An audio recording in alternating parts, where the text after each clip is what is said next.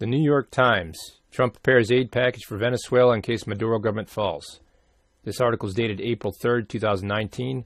And if you look close to what they're saying, you're going to find all the answers to why this whole situation exists. And it is very relevant to you and me, citizens of the United States. Washington. The Trump administration is preparing an economic relief package for Venezuela that would put United States dollars directly into the hands of Venezuelans in the event that the government of President Nicolas Maduro falls. Now, I would argue that this plan can also be implemented if the government of President Nicolas Maduro does not fall. Larry Kudlow, the director of the White House National Economic Council. That's critical. This is not a State Department thing. This is not a CIA thing. This is a National Economic Council thing. Disclosed the outlines of the plan on Wednesday as he called on Maduro to step aside and allow Juan Guaido, the opposition leader, whom the United States recognizes as Venezuela's interim president, to take office.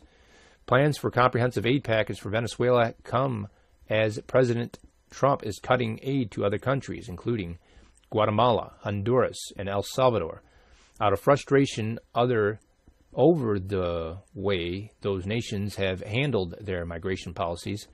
Mr. Trump has also threatened to cut funding to Puerto Rico, the United States territory, over its handling of federal hurricane relief funds. We have a lot of plans to revitalize the Venezuelan economy and to move very rapidly, Mr. Kudlow said in an event sponsored by the Christian Science Monitor. It would be a rescue plan. It would be a restructuring plan. Venezuela has been crippled for years by hyperinflation and a falling economy. That has led millions to flee for Colombia and other countries. The nation has been further disrupted since January, when opposition political leaders refused to acknowledge as legitimate the re-election of Mr. Maduro. The United States has thrown its support behind Mr. Guaido, who declared himself interim president of that month. Okay, so the administration is coordinating with regional banks in South America and the International Fund. That's International Monetary Fund, IMF. A lot of us are familiar with that term. It seems that they have their hands in this. Okay, and Mr. Kudlow said, the Treasury Department, the National Economic Council, the National Security Council, he said, intend to use technology such as smartphones and apps to get American dollars to Venezuela. Venezuelans, okay? And so they're going to be distributing this to individual Venezuelans. I wonder how that's going to work out. There's many clever ways to get cash there, Mr. Kudlow said, and the cash will not be bolivars. It will be dollars. Now, this is a critical statement here. In order for us to ensure that there's any involvement in the future of Venezuela, it would be critical to make sure that they hold on to dollars. Any kind of correction in the market or resets that we might have in the future, whether it be this year or 2 years from now, would be critical for our future markets to have dollars outside of the United States. And as the Venezuelan government, our economy goes up, we definitely want to go up with it. So I definitely think this is not just a stabilization of Venezuela, but this is also to make sure that our government stays stabilized. And if you understand why our wealth is the way it is, you're going to understand why this is so critical. I've seen and I've read a lot of things. I've heard stuff from people like the Florida Maquis, but I cannot emphasize enough that the more that individuals or states, I should say, find themselves autonomous or without the interactions of the economy or United States economy, with some interactions, it has to be some, the less likely we're going to have a smooth transition when the markets have to reset. They will reset.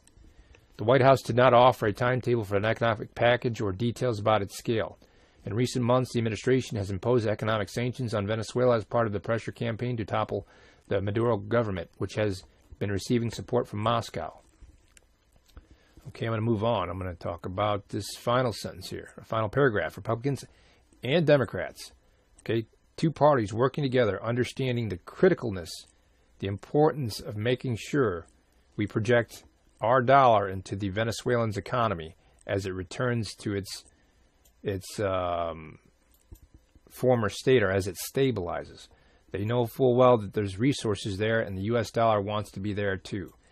So it says here, Republicans and Democrats in Congress have expressed support for efforts to help revive Venezuela's economy. Robert Mendez, Senator, Democrat of New Jersey, and Senator Marco Rubio, Republican of Florida, on Wednesday unveiled the Venezuelan Emergency Relief, Democracy, Assistance, and Development Act.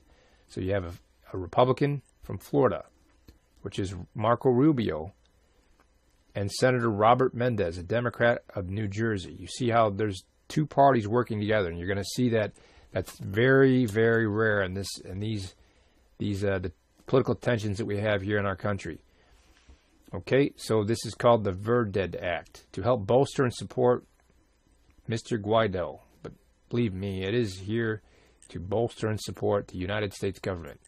I cannot emphasize that enough. We are heading down a very, very dark and murky road, and we want to be part of other people's successes. We definitely want to have influence. We can't lose influence right now. The legislation would provide $200 million in aid for Venezuela and $200 million for neighboring countries to absorb refugees. It would also bolster sanctions against the Maduro government. We need to expand humanitarian assistance, address kleptocracy,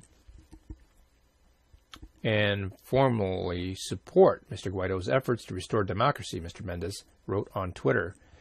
Okay, so I agree, and I don't know why they're going to use this fancy word for government stealing, kleptocracy, but that's the sum of it, and I think we also need to give aid to Argentina to make sure that we have good diplomatic ties with them.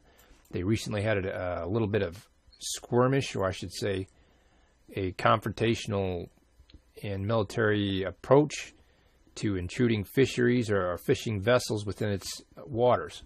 I'll go ahead and show you that video, and you can understand the importance of food and protecting it as a resource. And Argentina clearly understands this, and I hope other characters or players or actors throughout the world also deal with China very strongly, because they are definitely trying to spread their influence, and it's not just militarily. I'll go ahead and show you the video, and everything else should really fall into place. 801, Wangshan 801. Este es un buque de la Prefectura Naval Argentina. Detenga sus máquinas. Detenga sus máquinas. Wangshan 801, Wangshan 801. Stop and shine, sir. Stop and shine. We prepare to open fire on you. We prepare to open fire on you. Over. Señal auditiva. Señal luminosa. Preparado para abrir fuego. Un cuarto de la hora. Fuego libre. Fuego libre. Alto fuego. Alto fuego. All right, that's military.com. I'll go ahead and leave a link, and this is exactly how Duarte should do it. Forget the military on military action. Deal with the actual issue. It's going to be food.